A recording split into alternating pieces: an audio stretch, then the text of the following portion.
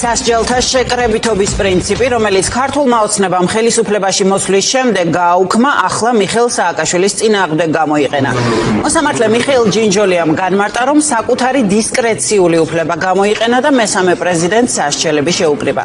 კერძო დღეს სააკაშვილს მოსამართლემ 4 წლინახევრით პატიმრობა მიუსაჯა საზღვრის კვეთის საქმეზე. წინა კვირაში კი მესამე პრეზიდენტს 9 წლიანი პატიმრობა მიესაჯა ეგრეთ წოდებული პიჯაკების საქმეზე. მოსამართლემ კი შეკრიბა და საბოლოო ჯამში სააკაშვილს 12 წლინახევრით პატიმრობა შეუფარდა. გადაწყვეტილებას დარბაზში მოჰყვა შეძახილები მონა.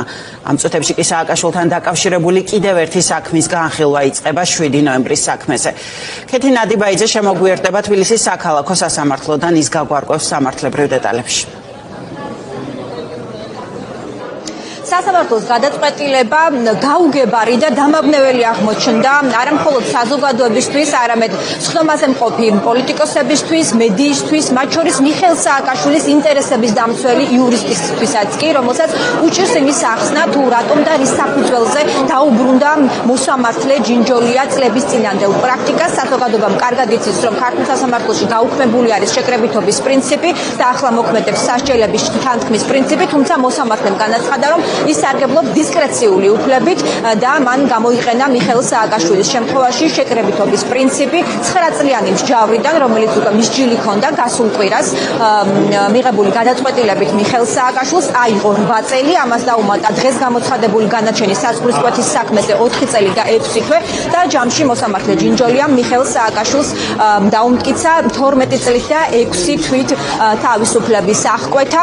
ადვოკატი ახლა ელოდება გადაწყვეტილების დასაბუთებული დოკუმენტაციის ჩაბარებას, რომ ამ დოკუმენტში მაინც ამოიკითხოს მოსამართლის მიერ მიღებული ამ გადაწყვეტილების მიზეზები, ჯერჯერობით ზუსტი განმარტებები ამ გადაწყვეტილების მოტივაციასთან, მიზეზებთან დაკავშირებით იურისტმა ჩვენთან ვერ განმარტა. მოსამართლის ამ გადაწყვეტილებას, რომელსაც შეიძლება ითქვას, რომ არავინ ელოდა, დღეს მოჰყვა ხმაური სხდომათა დარბაზში და გაკეთდა განცხადებებით, ჯერ მოვისმინოთ რა ხდებოდა სხდომათა დარბაზში სულ ცოტა ხნის წინ ამ განაჩენის გამოცხადების დროს.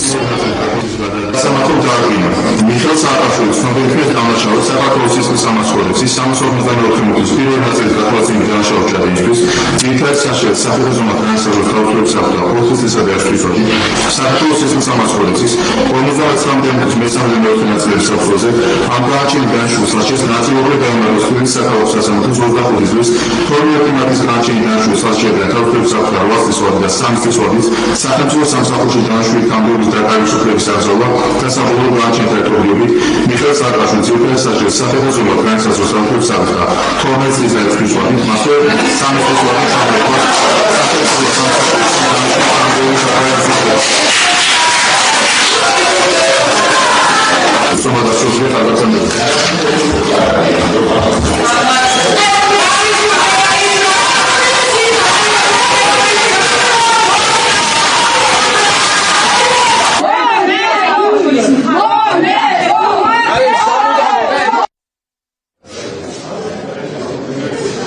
როგორც მოისმენთ, მოსამართლე ჯინჯოლიამ სხდომათა დარბაზში გამოაცხადა მხოლოდ გადაწყვეტილება, განაჩენი წლები არ გაუკეთებია დამატებითი განმარტებები მის მიერ მიღებულ გადაწყვეტილებასთან დაკავშირებით, მათ შორის იმის შესახებ, რატომ გადაწყვიტა, რომ დაბრუნებოდა წლების წინანდელ პრაქტიკას და სასჯელების შეკრებითობის პრინციპის მიხედვით გამოეტანა საქართველოს მესამე პრეზიდენტისთვის განაჩენი. ადვოკატს, რომელსაც ცოტა ხნის წინ ვესაუბრეთ, არ ახსენდება ბოლო წლების განმავლობაში არც მის პრაქტიკაში, არც მისი კოლეგების პრაქტიკაში მსგავსი გადაწყვეტილებები ქართული სასამართლოს მხრიდან. გაკეთდა დღეს მიხეილ სააკაშვილის თანაგუნდელების მხრიდან განცხადებები, რომ ეს არის მორიგი დასტური იმისა, რომ მიხეილ სააკაშვილი არის ქართული ოცნების პოლიტიკური პატიმარი. სისხლის სამართლის კოდექსის 59 მუხლის მიხედვით დანაშაულთა ერთობლიობის შემთხვევაში სასჯელების თანთქმება მოსამართლემ კაფეო განმარტება არ გააკეთა, რატომ მიიღო ეს გადაწყვეტილება. ეხლა გვიტოვებს ჩვენ რაღაც ვარაუდისთვის, სიმართლეს გარკვეული სასჯელების შეკრება მოხდეს, თუმცა ისიც ნაწილობრივ და ამ შემთხვევაში რა გააკეთა. საზღვრის კვეთაზე ფაქტიურად მაქსიმალურია 4 წელი, ხო, ნუ 5 წლამდეა. 4 წელს დაუმატა 8 წელი და კიდე 6 თვე, გამოიყონა 12 წელი და 6 თვე. ისეთ ქმედებებზე, რაზეც ქართული ოცნების პირობებში სულ რო პოლიტიკურად მოტივირებულ დევნას თავი დავანებოთ, მსგავს სასჯელებს ჩვენ ვერ ვნახავთ.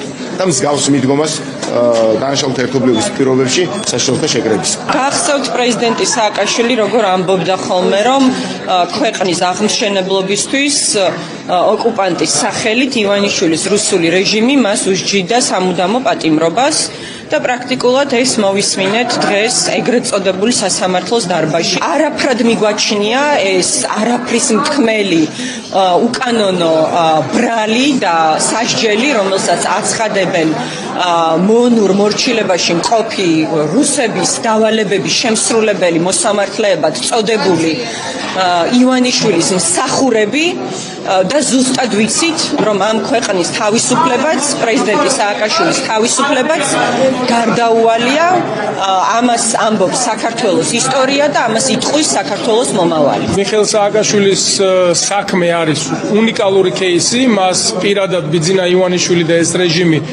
ებრძვის, იმიტომ რომ არიხილონის თავისუფლებაზე მისი ეშინიათ როგორც მთავარი პოლიტიკური ოპონენტის და მაქსიმალურად ყველაფერს აკეთებენ იმისათვის, რომ მიშა სააკაშვილი იყოს საკანში და იზოლირებული. საემიგრაციო დაკავების იზოლატორები 2-3 კვირა აჩერებენ ადამიანს და შემდეგ ან დეპორტაციას აკეთებენ, ან ქვეყანაში ტოვებენ, ან იღებენ შესაბამის გადაწყვეტილებას.